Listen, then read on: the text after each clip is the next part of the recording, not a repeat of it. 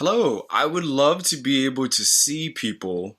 So if you don't mind turning on your cameras, that'd be great. But no pressure to turn it on at all. It just helps me as like a teacher teaching on Zoom all the time. Um, okay, so I think 102 I'll start talking just so I know people are transitioning from their other rooms so that I can take take a minute. How's everyone doing while we wait? Great. Good, good. Yesterday, I went to a bunch of great workshops. I went to the cyber poetry one, Kageyama's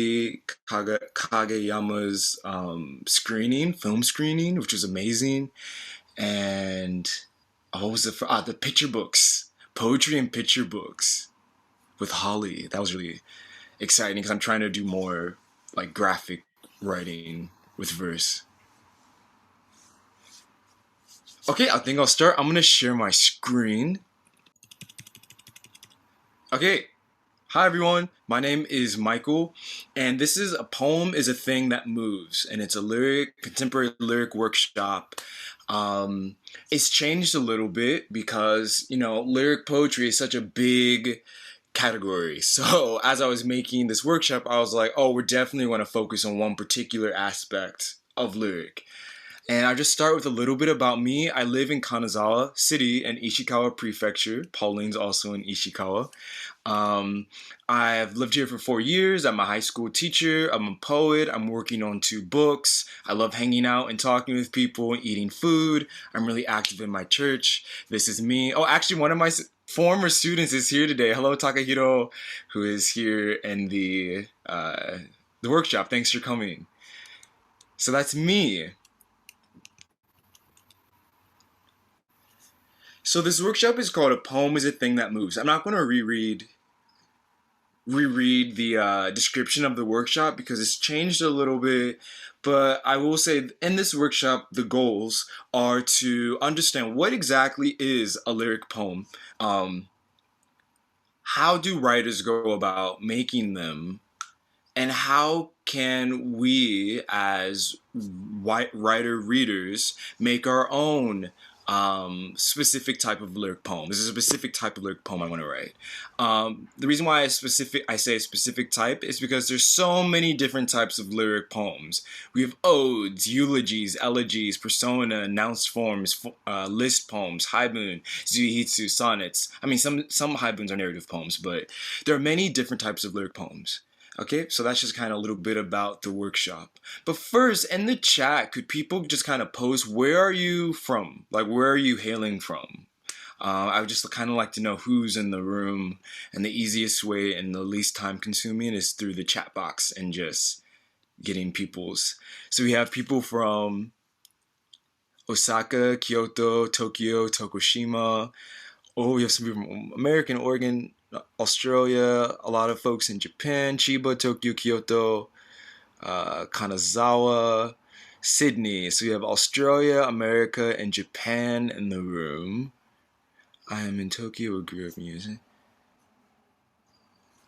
Okay. Okay, well, nice to meet you all. Cool. I'm going to continue. So, what is a lyric poem? As I was like trying to figure out the definition or, pen my own definition, Poetry Twitter actually asked this question recently, and a lot of poets were responding to this question, and I picked out some of the interesting ones. One way to think of it is that narrative poetry moves through time and lyric poetry stops time. I think of the lyric as opposed to the epic, like the bards learned these huge poems, Iliad, Odyssey, and then writing happened, you could write something short to be accompanied by a lyre. And viola, lyric. I know it's more complicated, but that's my go to account. Lyric poetry. This is how I remember feeling about something that happened to me. Narrative poetry. This is what some people somewhere did and said. Oh,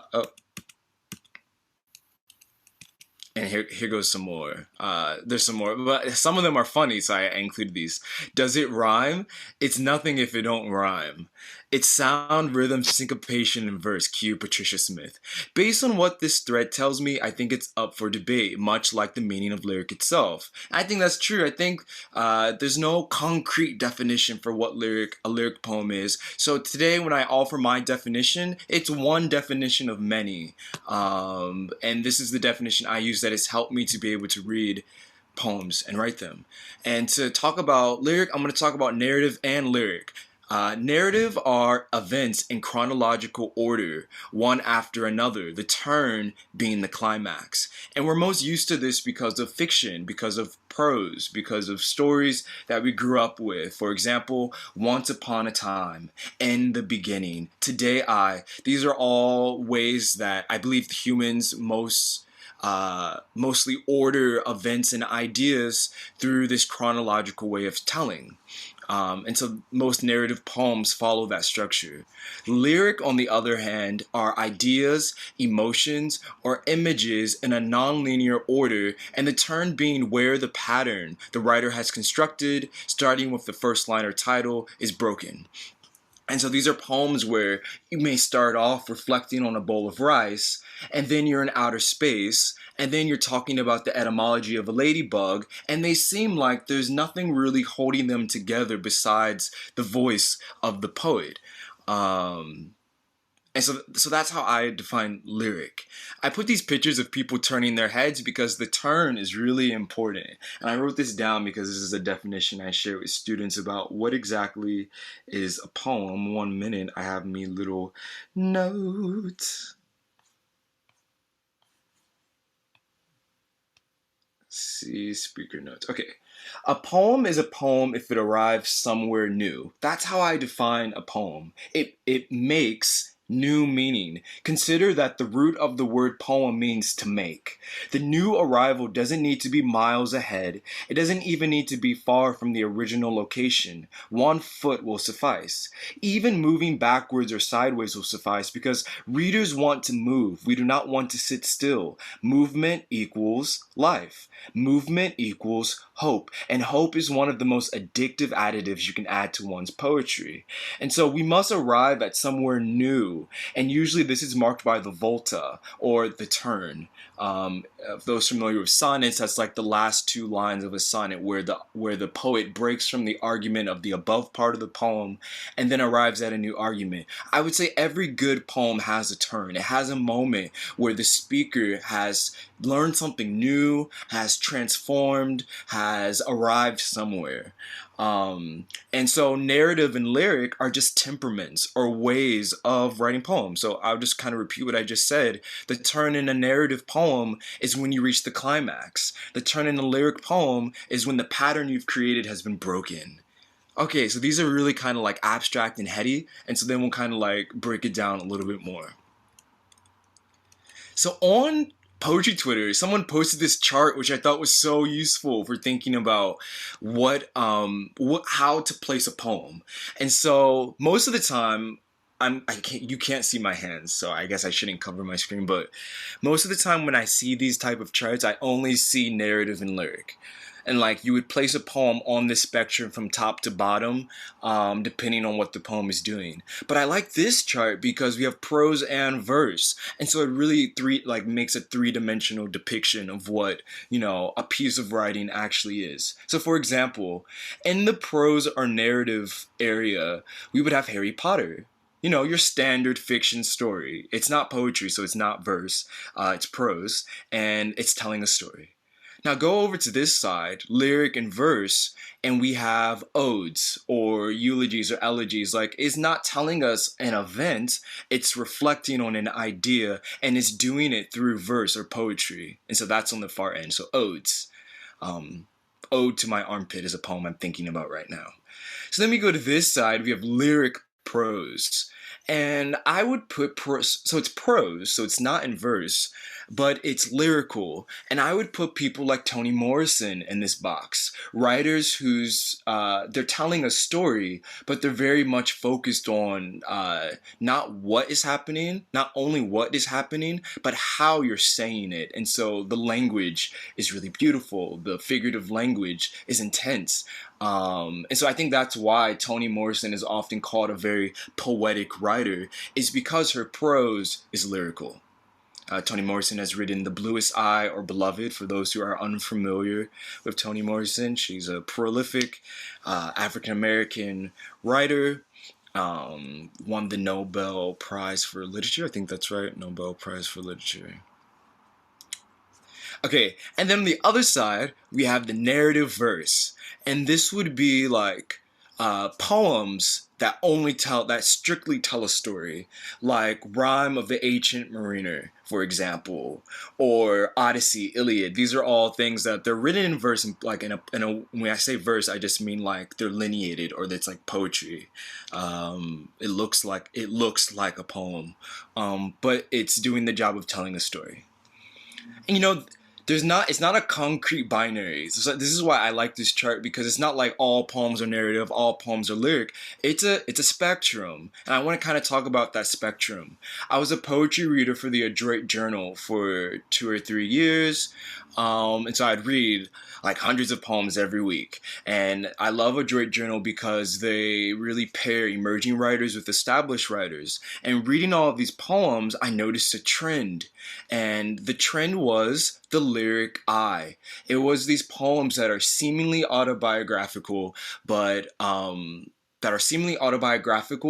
and tell these non-linear ruminations that are really intense and taking stock of oneself.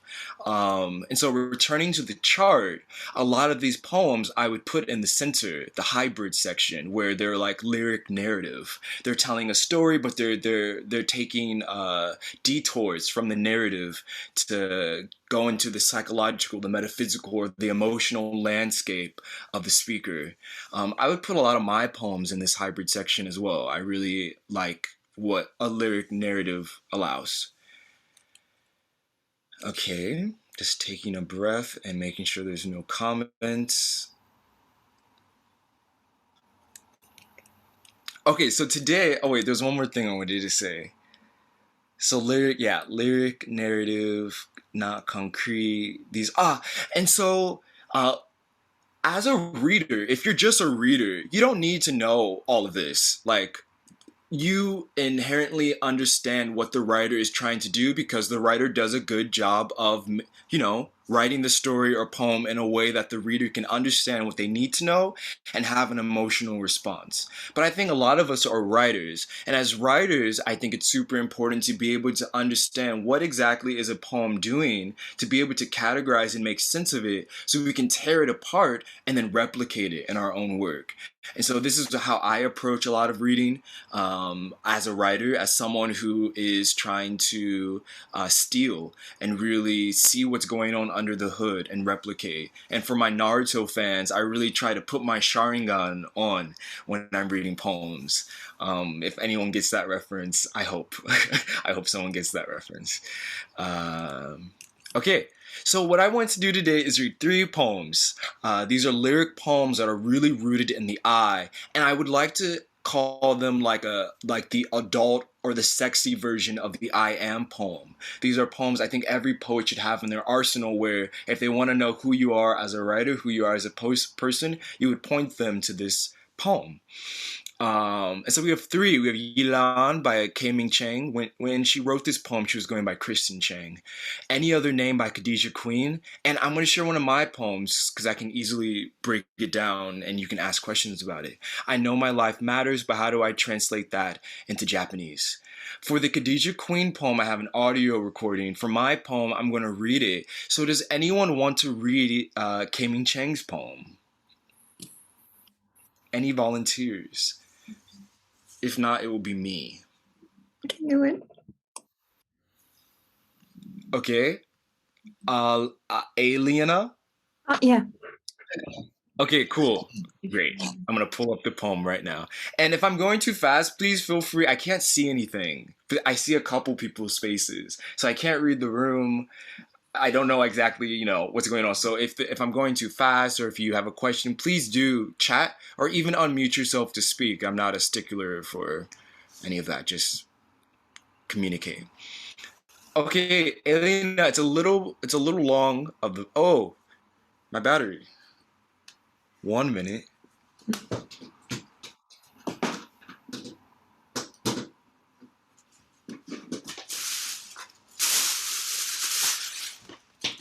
Okay. Elena, are you ready? Yes, I'm ready. Okay, so yeah, this is Ilan by Christian Chang, and I'll be the scroller, so you can read. Qilan by Kristen Chen. In Taiwan, the rain spits on my skin. I lose the way to my grandmother's house, eat a papaya by the side of the road. Papaya in Taiyu meaning wood melon. My grandmother's house is wood and always wet, as if absence holds water, as if drowning itself. My stomach's oversweetens on fruit, wearing a belt of rot. Pre-typhoon heat coiling back like a punch, I lick a rain from Ilan to Taipei, the same route my mother fled when the Japanese came. By the side of the road, she saw a child eating another child's face. But my mother ate during wartime.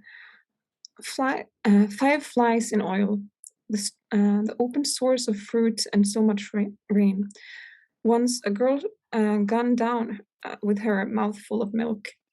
Once my mother bent to drink from another girl's mouth. In Taipei, which body's syrup in my heat slow sight. A blonde woman in an advertisement for skin bleach, looking like my ex, looking like my first world face. I watched the typhoon from the 65th floor of the Marriott, watched the smaller buildings lean like thirst to water.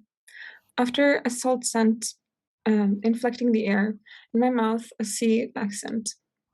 In Ilan, the water gather the dead parts of the trees and burn away the rot. It was my grandmother who taught me to burn only what you must, then water the rest, who taught me that a tree is a body through which water becomes fire. In Ilan, my mother harvested sugarcane, dragon's eye, unidentified limbs, small and sickling like fruit fallen before it's ripe. In another country, my mother watches soap operas in her native dialect, but time-traveling women who fall in love with Japanese soldiers. I dream about being loved in another time zone. About meeting a woman there, speaking in a Chinese that bursts apart in our mouth like fruit pulp. We will pretend it is love that lasts. I pretend not to know what men do, what women remember.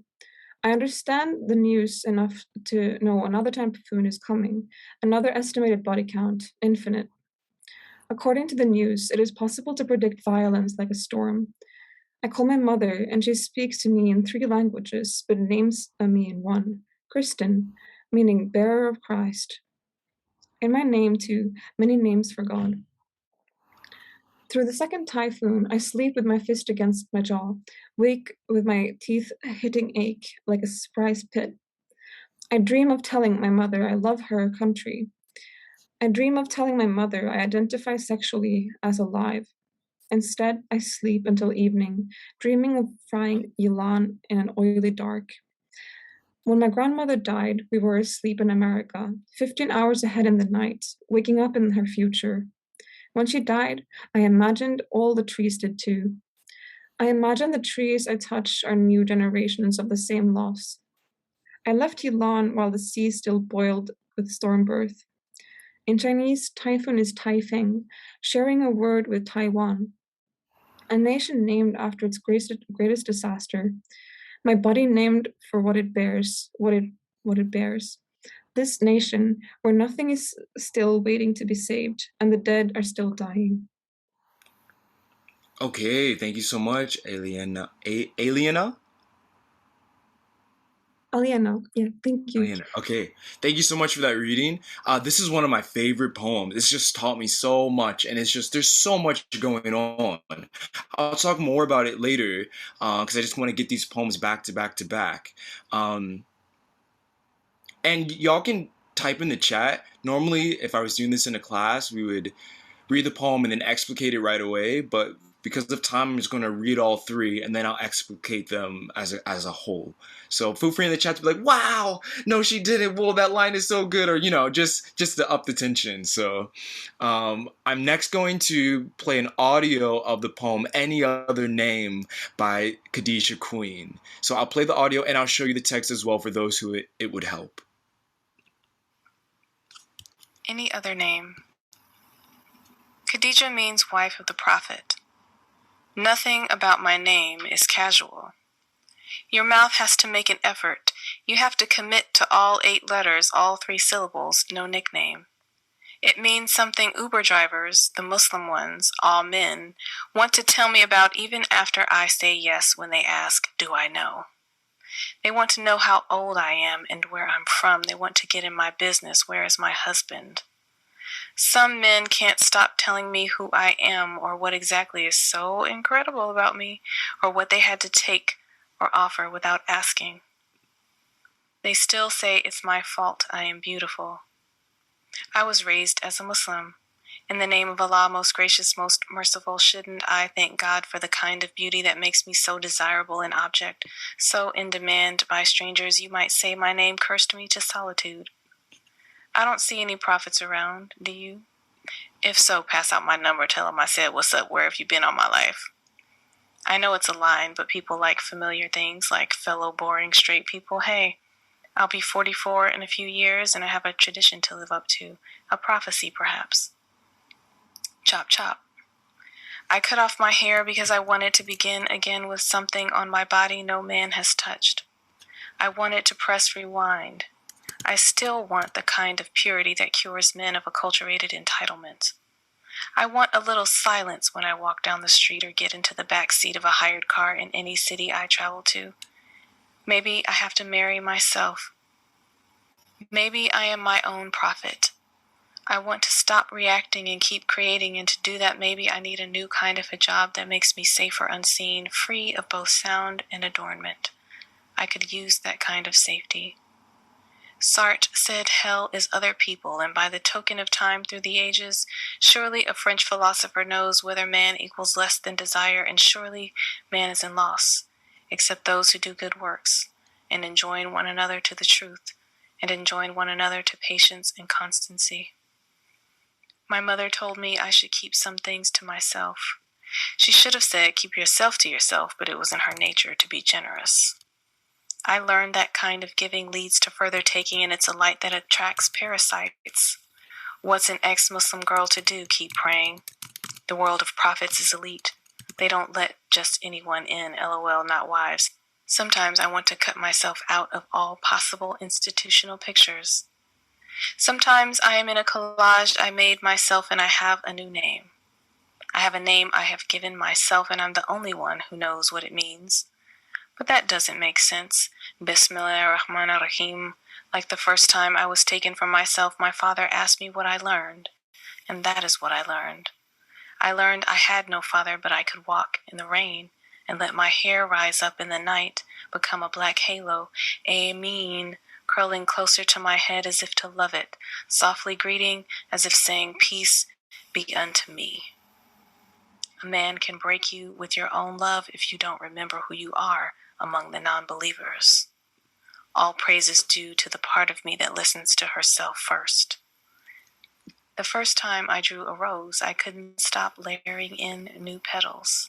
My small right hand filled the flimsy newsprint with red Crayola spirals, the lines unbroken, the endless making as sweet as being out of the order other people like to think you are born to. Woo! There's an invitation. So, me and Miana are on the same page. When I first heard this poem, I was sitting in my bed. It was like 2 a.m. I like sat up because it was just like this poem is doing so many, I'm getting ahead of myself, but it just does so many different things. There's so many different arguments that are being made. And the non-believers line had me set up. I was like, you better preach, Khadijah Queen. Anyway, I'm going to read my poem and then I'll explicate what exactly is going on. Okay, so this is my poem and it's called I Know My Life Matters, but how do I translate that into Japanese? My students and coworkers worry if I return to America, I'll catch COVID or a bullet in my back. I run along the Asano River, and above me, carpenter bees raid the chinaberry tree. Crows patrol the power lines. Mosquitoes swarm the bank and hum for blood. I swat, but I'm tailed by nothing but night. June 1st, across Japan, festival fireworks are shot beneath the ripening strawberry moon. Meanwhile, fire works its way through cars in downtown Rochester, and my mother says she can't watch the news anymore. I wish I could be that kind to myself. I spend hours thumbing Twitter wondering, how does God manage being in more than two places at once? I know I'm safe here, but that's not how racism works. I'm still amazed no one follows me in the convenience stores. I wish it was as simple as saying America is the problem. Black folks have it better elsewhere, but there's blackface on national television. Children whispering scary as I turn into the ice cream aisle. I know nigga does not exist in the Japanese language. I know at least here I'll never be shot 7 times. And yet on my way home from church, a police car slams its brakes. Officers dart across the street, tripping over concrete to ask, do you live here? Do you have any abunaimono, naifu, duragu? Can we see inside your bag? Do you understand? I understand that the longest lasting pandemic is man-made, spreads from culture to culture, has no cure you can buy with money. My students ask, in America, why do police hate black people? Does everyone protest? Does everyone have a gun? Are you homesick? Okay, so we have... I saw clapping, thank you. Going back to the slides.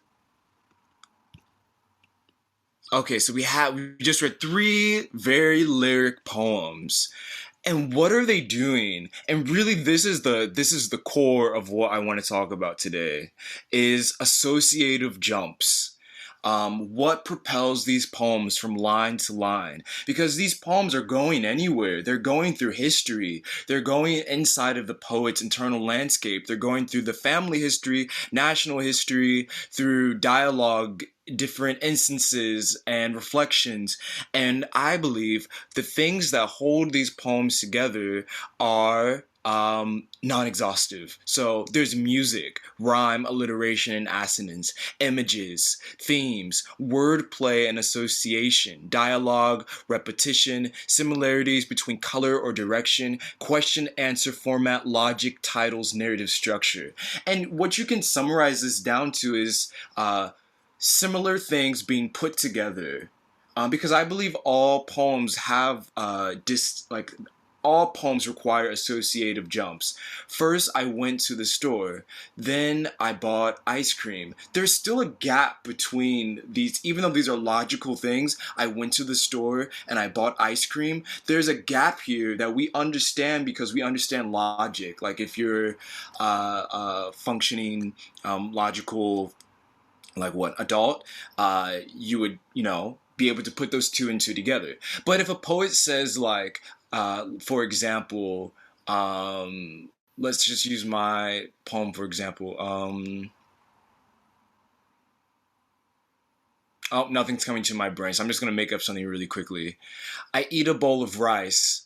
3 crows are crying on the power line. Like those are very, like the gap between those 2 lines are really far. And so the reader has to figure out like, oh, what's the pattern that the poet is making for us to be able to follow along with the jumps. And so this would be easier explained if we just look look at the poems. I took all the poems and I put them on here, and I'm just going to show you what is the quote unquote glue that is holding these lines together. So let's look at Kaiming Chang's or Kristen Chang's poem Ilan.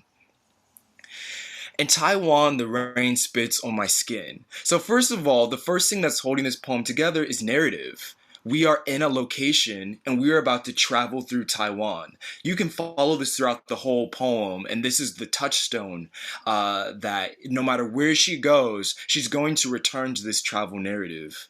Fun fact, it was a fake travel narrative. It's completely fictional. She made it so that she would be able to talk about everything else in the poem.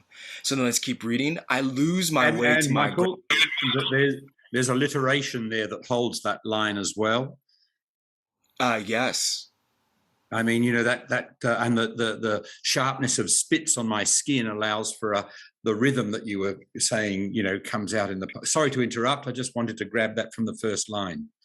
Yeah, that's great. Yeah, and I'm gonna touch on the sound play because that's such a characteristic of Kristen Chang's work. Yeah, if y'all were to see like my other annotated versions of this poem, it's like a colorful mess because there's just so much going on here musically. What I'll touch on now is just how does she move from one idea to the next? How does she keep writing? And so I lose my way to my grandmother's house, eat a papaya by the side of the road, papaya and Taiyu. So stopping there, how she jumps from talking about eating papaya with her grandmother, then going to the etymology of papaya is literally just repeating the word. So we have this repetition happening here. Papaya and Taiyu meaning wood, melon. My grandmother's house is wood and always wet. Again, she's repeating the same words, wood and wood. And so even though it's two distinct ideas she's speaking about, because of this similarity, something clicks in our mind like, oh, there's a pattern here, or I can trust the speaker because there's this, I may not know exactly what the rules are, but they have this structure that I can trust.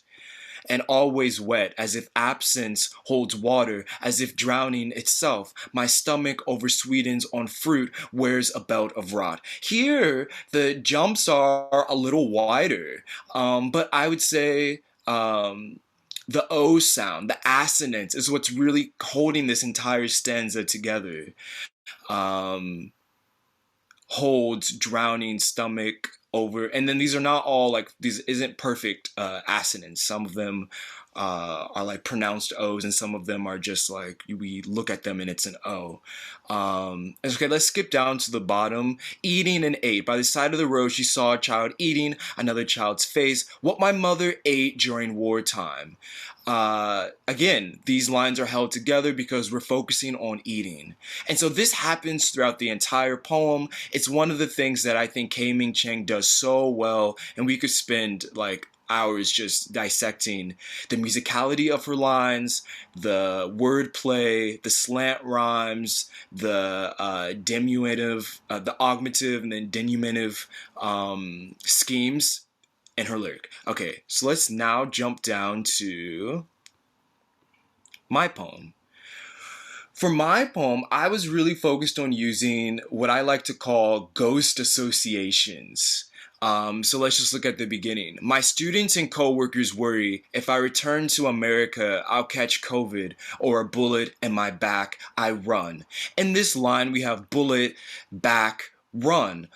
On its own, we kind of have this image of someone running from maybe a police officer, running from someone they're being pursued by. It's not directly said, it's just a ghost association, so the feeling is there. And so you can kind of follow as I'm moving now to, I run along the Asano River, so now we're in Japan. And above me, carpenter bees raid the China berry tree, crows patrol the power lines, mosquitoes swarm the bank and hum for blood. And so the musicality of the lines, even if the reader may wonder like, where are we going, what's happening, the scene's being set, the music propels us, or at least that's what I hope so. It's kind of weird talking about my own work because who knows if it's successful or not, but that's the intention, is that I'm trying to propel the reader forward. Okay, so here goes another ghost association. I swat, but I'm tailed by nothing but night. June 1st, across Japan, festival fireworks are shot. Again, we move from it's nighttime and I'm being bit by mosquitoes, and then we move to the next sentence works because it's also at nighttime. There are fireworks. Not to say these are happening at the same time, because they're not. I was on a run and now I'm being bit by mosquitoes, and now we're jumping to June 1st when there's a firework festival. Fireworks are shot beneath the ripening strawberry moon. Meanwhile, fire works its way through cars in downtown Rochester. Very Kaming Chang, using the same word but in two different contexts. Okay, so those are some other ways we glue our lines together. And then last but not least, we have any other name. And I find this one to be more logical to follow, because if you were to boil this poem down, it's just a definition poem. Khadijah means wife of the prophet. And you kind of spend these first two stanzas defining that. But something she does is really simple. It's just repetition of these phrases. Your mouth has to, you have, they want. To propel herself through the lyric poem, she just uses repetition to repeat. And that momentum allows her to keep writing, to keep moving. I did want to point out in this stanza, because I thought it was so brilliant. I know, let's see, where do I start? I'll be 44 in a few years, and I have a tradition to live up to. A prophecy, perhaps. Chop, chop. So it's like she's saying, like, I have to hurry up. I have to live up to this prophecy. But then in the next line, I cut off my hair. She's using chop, chop in two totally different ways to speed up the previous stanza and then to start a whole new topic in the next stanza. And it works because if she got rid of chop, chop, it would kind of be a little stunted, the rhythm, because we have to live up to a prophecy, perhaps. I cut off my hair because I wanted to. I mean, it works, but with chop chop here, it's glued together. Okay, and so I can't explicate the entire poems, like all of the poems. So those are just a few ways. I'm going to go back to the PowerPoint now.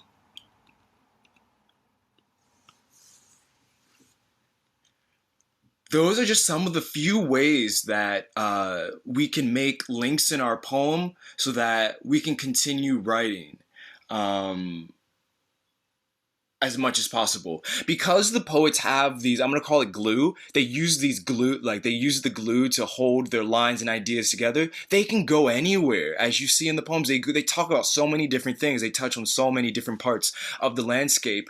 And because they have these hidden rules in their poems, it works. Okay, I think that's where I want to, let me just make sure I haven't forgotten any important details.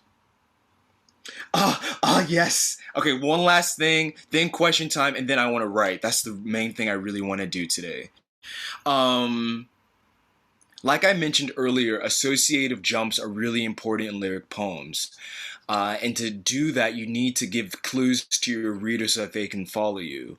For some of us, this still may be a little difficult to understand, but we are so familiar with associative jumps because we are movie watchers, and in movies, associative jumps are essential. Consider the camera zooming in on a rose, a red rose, and it zooms all the way into the red rose, and the screen is red. And we zoom out, and we realize that red on the screen was actually a bullet wound in someone's body. So the way to transition from the beautiful rose garden to now this crime scene was the red color. That's what links us between the two.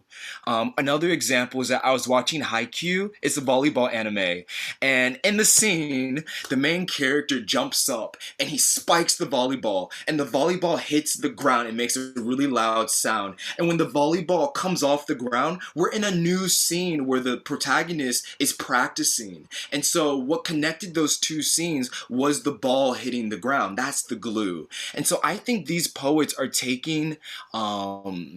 cues from film language. And again, film language is just taking cues from how our mind works. Think about the mind. Like, I don't know about you, but I do not think in chronological order. I'll be singing a song, then I'm thinking about what I have to do later, then I'm thinking about a childhood memory, then whoops, there goes a traumatic like image in my mind. Like, everything is so so jumbled together, but it's held together by similarities that allow me to move from one thing to the next.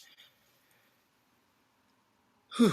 Okay, taking a breath. So I think that's like the main point of the lecture today, and I have prompts to help us write our own poems in the veins of Khadijah Queen and Kristen Cheng. But before we do that, do y'all have any questions or concerns or thoughts, or was anything unclear? Whatever. I'm gonna drink water. And I'll exit out of... Oh no, I can't exit out the screen. Oh yes, I can, and I can just come back. Let's see, and there's the chat. I'll read the chat books. Wow, the longest lasting pandemic. Awesome. Emoji. Okay. Yay. No question. If no questions, we're just gonna jump right into writing, or I don't know how to interpret the silence, so I'm gonna encourage myself. As for assonance, what of dissonance? Oh, that's a great question. I mean, dissonance is if you disassociate enough, it becomes a pattern. So I think that, yeah, totally. I'm gonna say yes, David. I don't know if I've read that poem, but associated jumps are everywhere, so I wouldn't be surprised.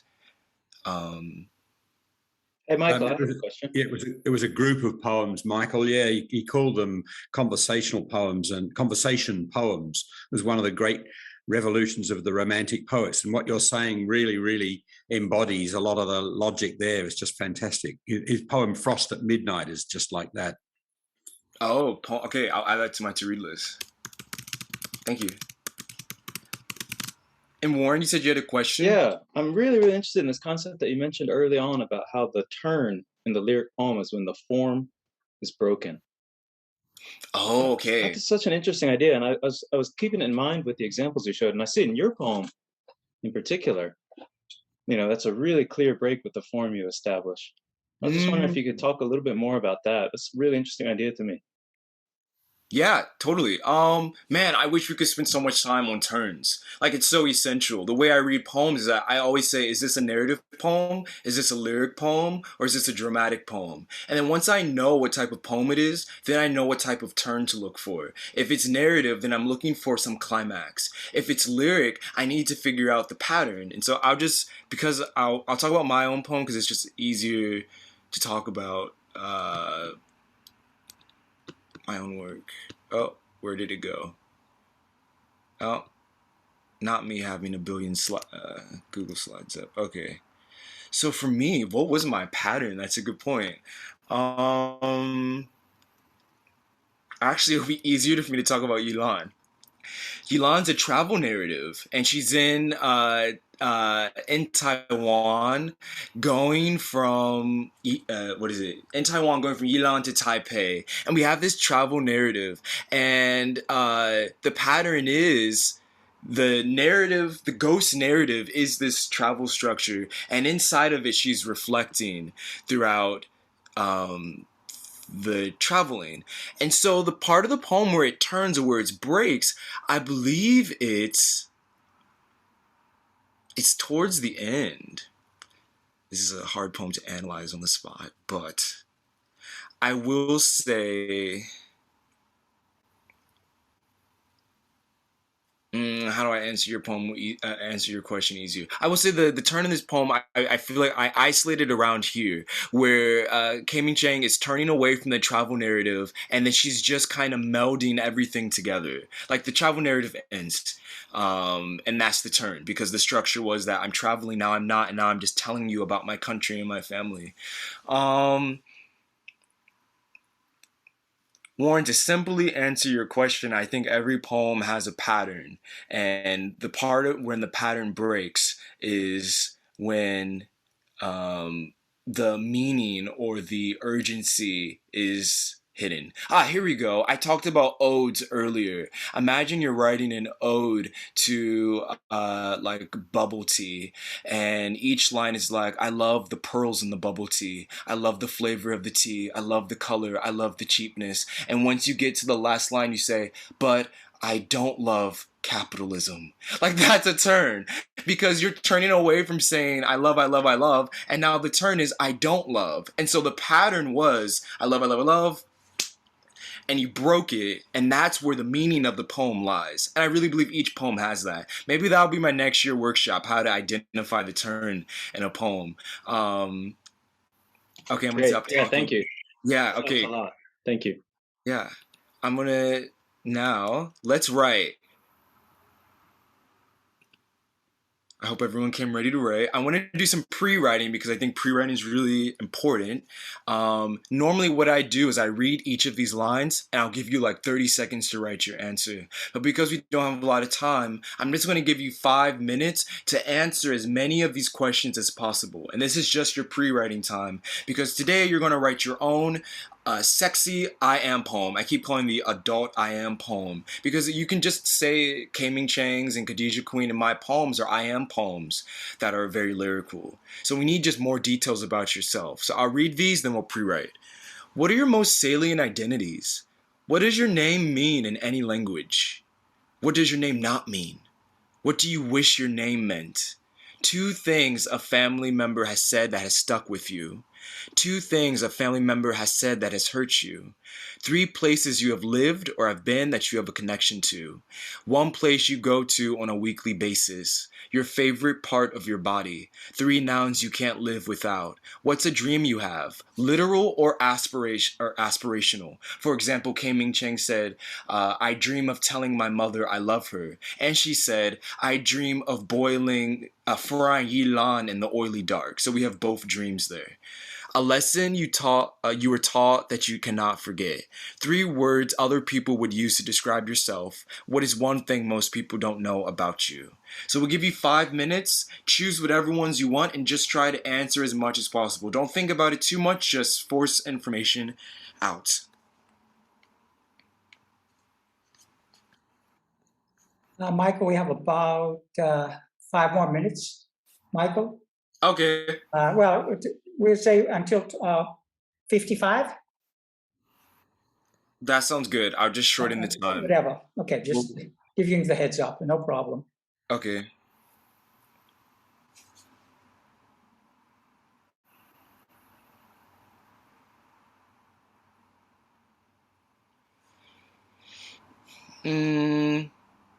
Everyone, because of time, do you mind if I as a teacher, this is like a no-no, but like I'm gonna stop the prompt because we're gonna spend all the time on the pre-write and then the time will be out. So let me just give you the prompts, and this is something you can do later. The 3 prompts are this. Number 1, like Khadija Queen, make a definition poem about your name. For example, Michael means he who is like God, and I would continue to define my name. Pulling in the details from our pre-write or anything you want. Number 2, like Ming Chang, please write a travel narrative. It can be real or not. Taking breaks through the narrative to go through history and take stock of yourself. Or number 3, pure lyric impulse. Start with the opinion or a quote from someone else and just follow the lyric. Sorry, that's a typo. Impulse. Don't pick up your pen. That's a typo as well. Use the glue to keep moving throughout the poem. And so that's like my poem. I started off with what my students and teachers said, and then I just let the pen flow. Please use glue. When you get stuck, rhyme. When you get stuck, make an association so that you can keep going. Don't worry about it making sense or not. You just want to keep writing because you want the lyric to guide us to a new truth. Okay, so that's the prompts.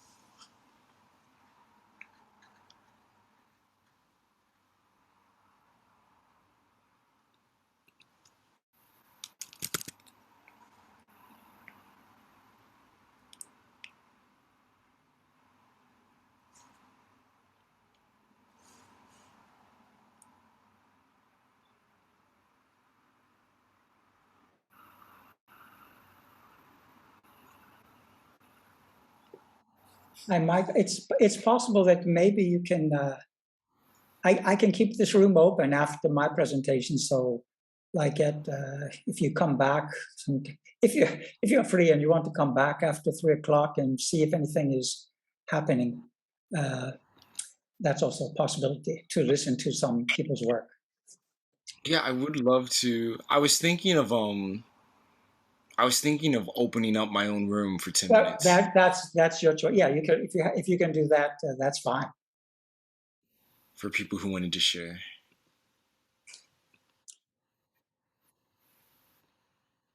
I'd quite like to see that list of, Michael, I'd quite like to see that list of the questions that you had down in the margin before the 10-minute prompts slide, if that's okay.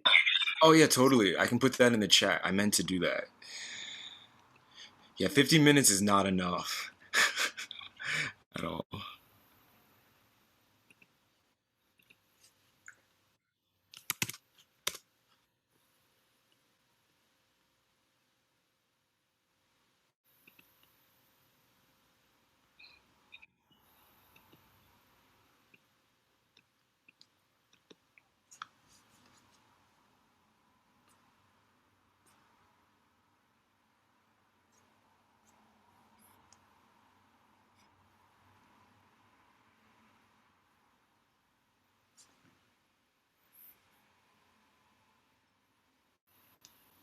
Khadijah means wife of the prophet.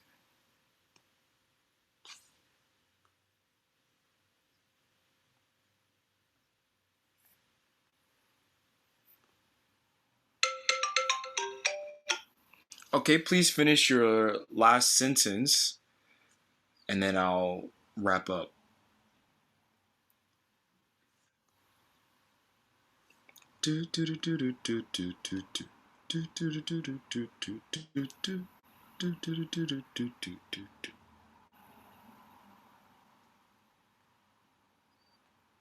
Okay. If you can make your wrap up in about in a minute, I'll stop the recording after you make your wrap up. Okay.